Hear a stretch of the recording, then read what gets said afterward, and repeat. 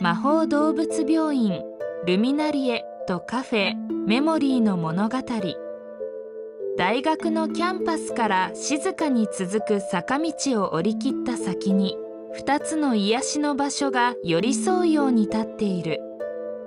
学生たちの憩いの場、カフェ、メモリーと、その隣にひっそりと佇むのは、選ばれし者にだけ扉を開く魔法動物病院、ルミナリエ。この場所では、人知れず傷ついた幻想動物たちが、そっと身を休めている。翼を痛めて空を忘れた千年鶴、空を拒むように目を閉ざした風の鷹、そして心を閉じた猫型の精霊たち。そんな病院に4人の学生たちがそれぞれの思いを胸に通ってくる。弥生植物魔法を得意とする穏やかな心の持ち主。草花の香りと揺らぎで動物たちのこわばった心を優しくほぐす。七子医学部に籍を送り千葉。鋭い観察眼で魔法動物の身体構造を見抜き、的確な診断を下す。あかり、音魔法の使い手。彼女が鳴らす銀の鈴の音色は、言葉を持たぬ動物たちの心に寄り添う安心の周波数を持つ。ゆいな、動物たちの夢に入り込む夢診療士。心の奥深くに閉ざされた記憶の傷を探り当てる。彼女たちは授業を終えるとルミナリエで診療とケアを学び、時には隣のカフェ、メモリーで言葉にならない感情を温かいコーヒーとともに静かに整理していくのだった。第一章、閉ざされた翼。春の柔らかな光が差し込む午後。ルミナリエの庭は桜の香りに包まれていた。弥生は薬草棚から調合したばかりの風根草を手に取り、千年鶴、柚葉にそっと差し出す。柚葉、今日の風は優しいの。この香りなら翼の痛みが少し軽くなるかもしれない。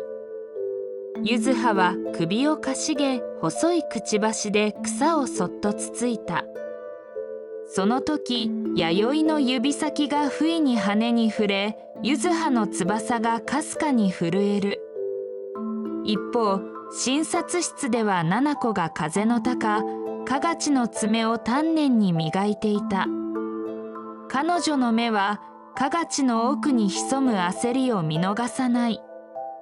ずっと空を睨んでいるわね。本当は飛びたいんじゃない？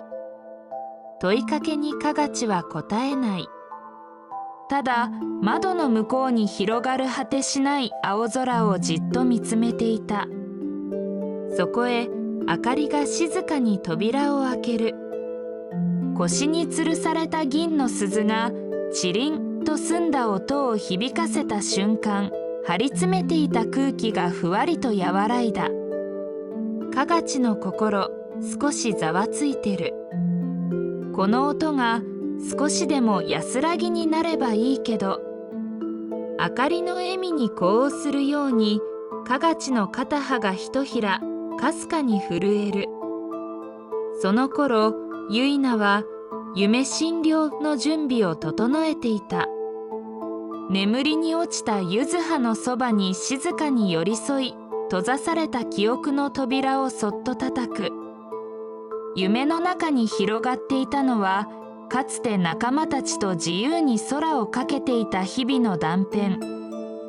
そして翼を失った悲しみの記憶。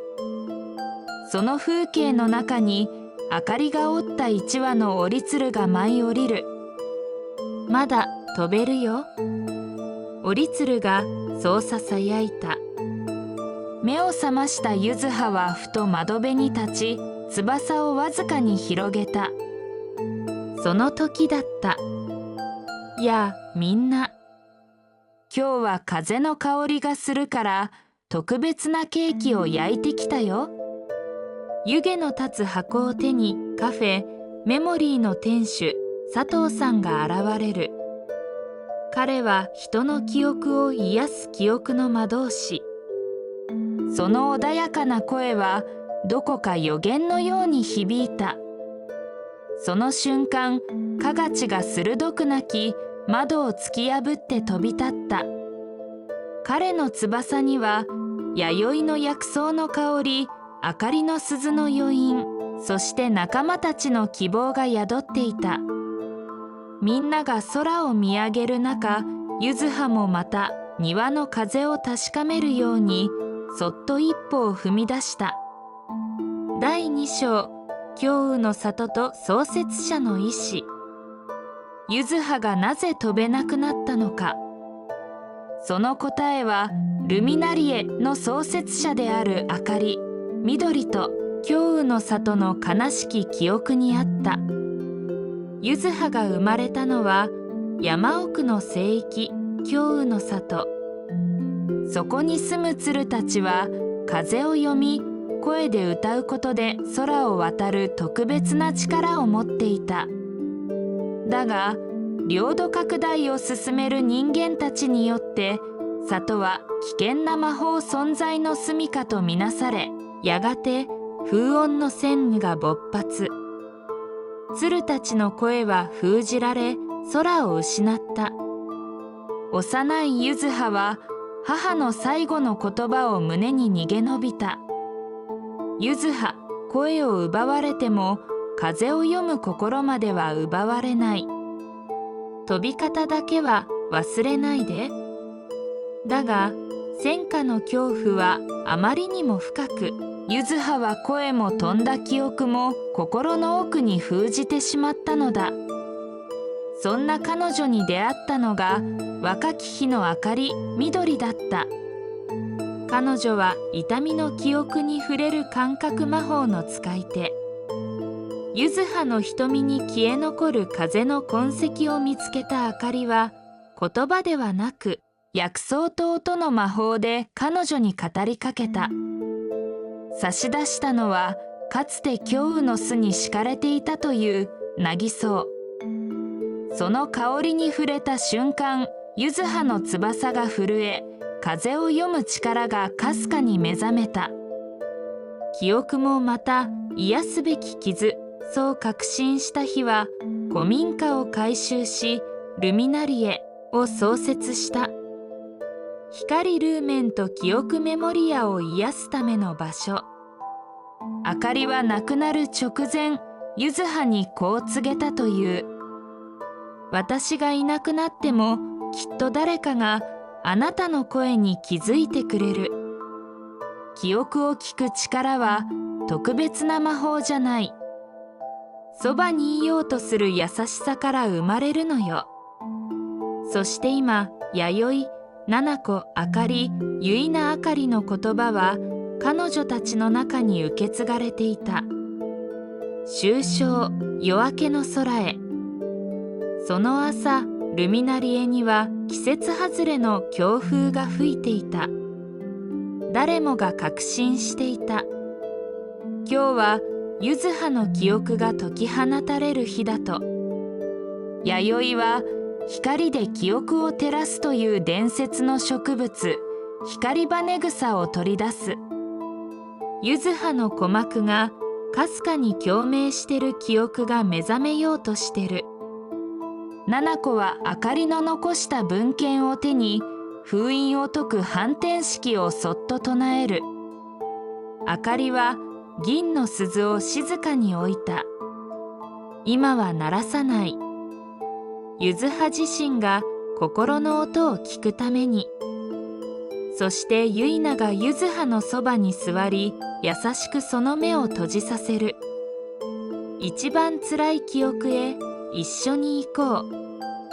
夢の中、ゆずはは再び炎に包まれた京羽の里にいた。母の叫ぶ声が空に響き渡る。飛べ、ゆずは。その瞬間、結菜はその声を光の粒へと変え、現実へと持ち帰る。柚葉が目を開ける。庭に立つ。風が止まり、すべてが静まり返った。明かりの鈴が一つ澄んだ音を響かせる。その音を合図に、弥生の掲げた光羽草が光を放ち、七子が封印を解く。そして結菜が夢で拾い上げた母の声を柚葉の胸元に届けた。その瞬間、柚葉の喉からかすかな羽音のような声がこぼれた。それはやがて風を呼ぶ歌となり、ルミナリエの空へと舞い上がっていく。数百年ぶりに響いた鶴の本当の声。風が答えるように吹き抜ける。柚葉は翼を広げ、空気をつかみ、大地を蹴った。懐かしい風の感触を確かめるように、力強く、そして優雅に。千年鶴は再び空を手に入れたのだった。その夜、カフェメモリーの黒板には、佐藤さんの震える筆跡でこう記されていた。声は記憶の中で眠っていた。一つの優しさが扉を開けたとき、風が答え、今日希望は再び空を飛んだ。それはまだ誰も知らない夢の続きを描く新たな物語の始まりだった。